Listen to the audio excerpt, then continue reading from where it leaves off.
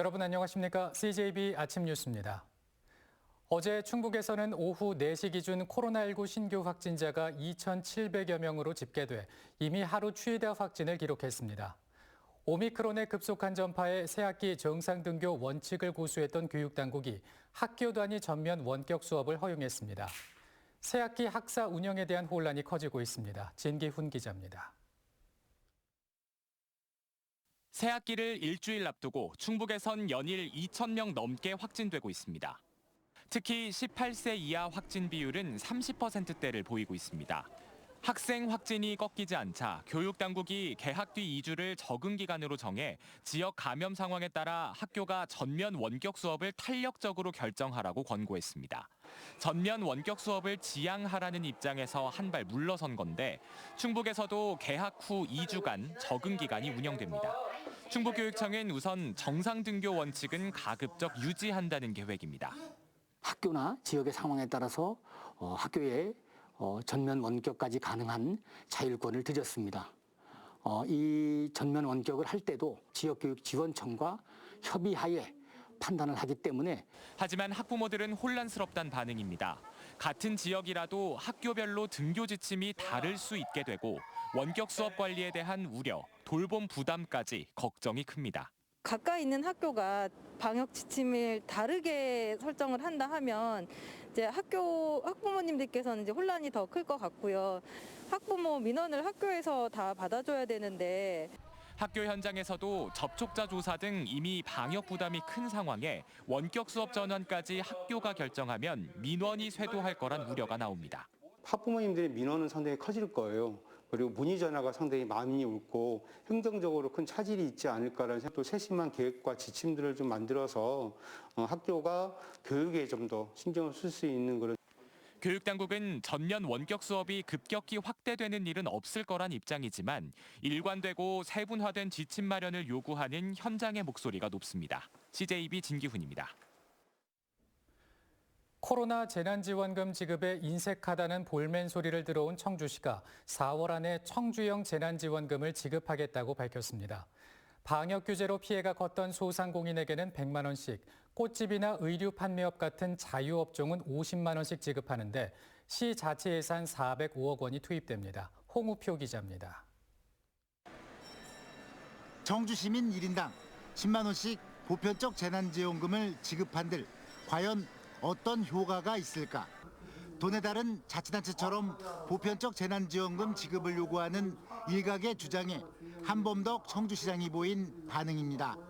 860억 원을 허공에 날리는 것과 마찬가지라는 것입니다. 청주형 재난지원금이 탄생한 배경입니다. 가장 큰 특징은 소상공인 가운데 그동안 사실상 지원의 사각지대에 놓여 있던 마사지, 꽃집, 의류 판매업 같은 자유업종까지 혜택을 늘린 것입니다. 이들에게는 1인당 50만 원씩의 위로금을 지급합니다. 영업시간 제한, 집합금지 명령 등으로 피해가 컸던 소상공인에게는 100만 원씩 지급됩니다. 지원 대상은 6만여 곳으로 추정되는데 전액 12로 모두 405억 원이 투입됩니다. 추가 지급될 것으로 보이는 정부나 충청북도의 지원금과 별도입니다. 피해를 보고 있는 업종이라든지 이쪽에 지원을 함으로써 실제적인 그런 경기 활성화에 도움을 주고자 할 텐데 방점이 있고요. 1인당 10만 원씩 주거나 이런 거는 우리 청주시 입장에서는 너무 예산 규모가 크기 때문에. 청주페이로 지급하는 인센티브 116억 원 등을 포함하면 지원 규모는 550억 원까지 늘어납니다. 청주페이의 지역경제 활성화 효과가 긍정적이었다는 것이 청주시의 판단입니다. 청주페이를 썼다면 1인당 50만, 작년 60만 원 정도 갔을 겁니다. 그래서 이제 그것도 우리가 이제 이런 그 보편지구의 버금간. 청주시는 의회와의 사전 협의로 임시의 일정을 다음 달로 앞당겨 관련 예산을 처리하고 4월 안에 재난지원금 지급을 완료할 계획입니다. CJB 홍우표입니다. 20대 대선판을 거대 양당이 주도하고 있는 가운데 음성 출신의 새로운 물결 김동연 후보가 충북을 찾아 지역 공약을 발표했습니다. 유세 현장에서는 대한민국의 기득권을 깨고 판을 새로 깔겠다고 목소리를 높였습니다. 주윤권 기자입니다. 새로운 물결 김동연 후보는 거대 양당 후보들이 막말과 네거티브로 대선판을 역대급 비호감 선거로 몰고 있다고 주장했습니다. 전날 경제 관련 토론회에 대해서는 답답하고 개탄스럽다는 관전평을 내놨습니다. 후보 모두 대한민국 경제를 이끌 비전과 정책, 대안이 부족하고 실현 가능성도 낮은 공약을 남발하고 있다고 주장했습니다. 34년간 경제 관료로 일해본 자신은 대한민국의 미래를 이끌 자질과 역량, 컨텐츠를 갖추고 있으며 소통과 공감 능력, 무엇보다 깨끗하고 정직하게 살아왔다고 강조했습니다. 청년들에게 일할 기회, 공부할 기회, 장사할 기회, 사업할 기회, 사랑할 기회, 결혼할 기회를 줄 수 있는 그런 기회를 나라로 만드는 것. 그러기 위해서 지금의 정치 기득권, 관료 기득권, 재벌 기득권, 노조 기득권 깨전 얘기를 하고 있습니다. 고향인 음성과 진천을 거쳐 청주 육거리 시장에 도착한 김 후보는 국가균형 발전 대책과 충북 발전 공약도 발표했습니다. 수도권과 충청권, 부울경, 대구 경북, 광주 호남권 등 전국을 5개로 권역화해 서울 수준의 메가시티로 조성하고 중앙과 지방의 재정 균형을 위한 재정 연방제 도입, 지방으로 이전하는 기업과 대학에 대한 세금 감면 등의 대책도 내놨습니다. 또 청주 도심통과 충청권 광역철도 구축과 청주공항을 중부권 거점 공항으로 육성하는 등 충북의 현안 사업에 지원도 약속했습니다. 충북 더 나아가서 충청 일원을 아우르는 발전시키는 공약을 차질 없이 추진하도록 하겠습니다. 여러분, 대한민국 이대로 가서는 안 됩니다. 최근 전국 13개 시도 지구당을 창당하고 순수 자원봉사자들로 선거를 치르고 있는 김동연 후보는 여야의 구애에도 대선 완주 의지를 다시 확인했습니다. CJB 조윤광입니다.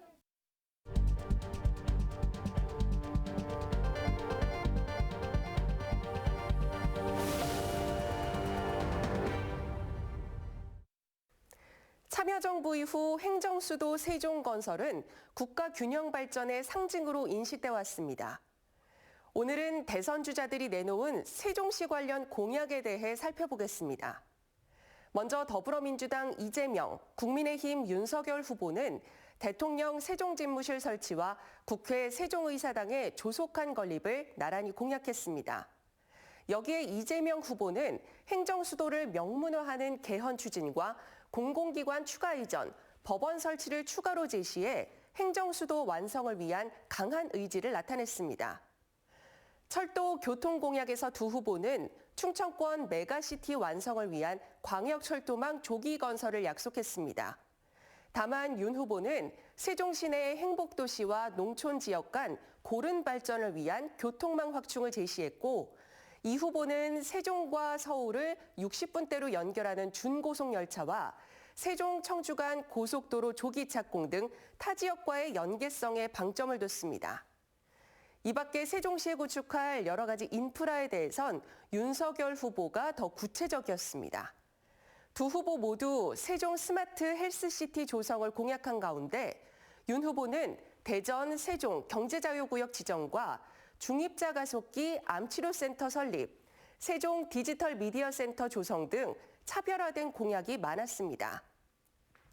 정의당 심상정 후보와 안철수 후보도 개헌을 통한 세종시 행정수도 명시를 약속했습니다. 이와 함께 심 후보는 세종을 생태도시로 만들겠다는 공약을 필두로 인권과 공정경제를 실현할 공약들을 제시했습니다. 안 후보는 서울대급 국립대 설치와 안전통합 클러스터를 구축한다는 계획입니다. 세종시 발전 방안이 때로 주변 지역과 상충될 때도 있지만 큰 틀에서 보면 상호 협력을 통한 공동 발전이 바람직할 것입니다. 특히 행정수도 세종 완성은 수도권 초집중이 초래한 각종 병폐를 치유할 첫걸음이 될 것입니다. 지역 유권자들이 각 후보들의 세종시 공약을 면밀히 비교 검토해야 할 이유입니다. 뉴스 브리핑이었습니다. 강추위가 연일 계속되면서 도내 곳곳에서 화목 보일러로 인한 화재가 끊이지 않고 있는데요.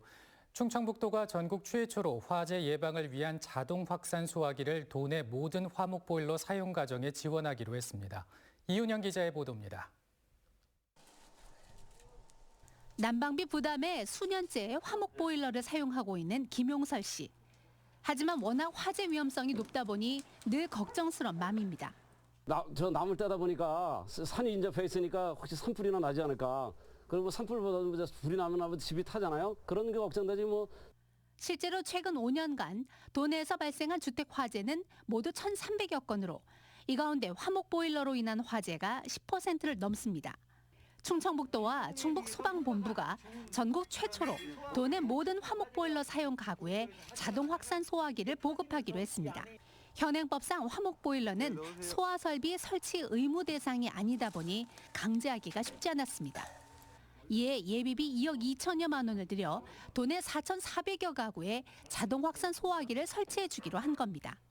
야산과 인접해 있는 시골 마을에 많이 설치되고 있기 때문에 산불 화재 방지 및 그래서 취약계기가 문제가 아니고 저희는 화목 보일러를 사용하고 있는 전체 가구에 대해서 이번에 자동 확산 소화기는 불이 나면 자동으로 소화약재가 분사되는 소화장치로 보일러실 천장에 손쉽게 설치할 수 있으며 동파의 우려도 없습니다.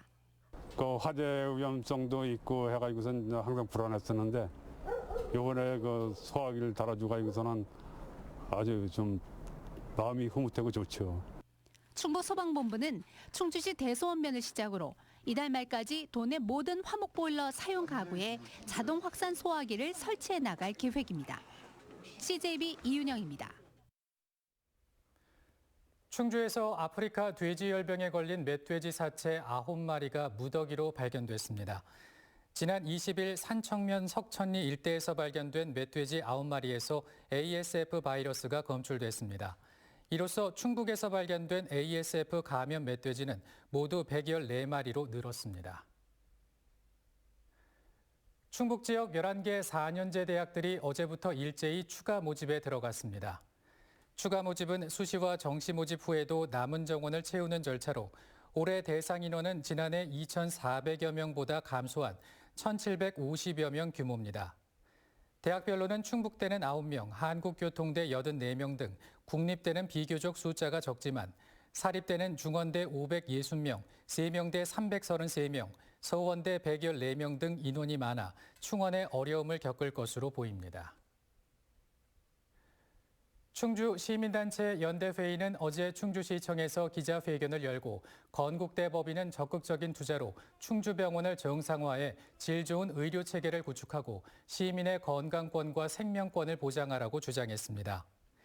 또한 충북 북부에 설립해야 할 취첨단병원을 서울에 개원하고 의전원을 편법으로 서울 캠퍼스에서 운영해왔다며 지역의 대학병원으로서 더 나은 의료 서비스를 제공해야 할 책임과 역할을 수행하라고 촉구했습니다.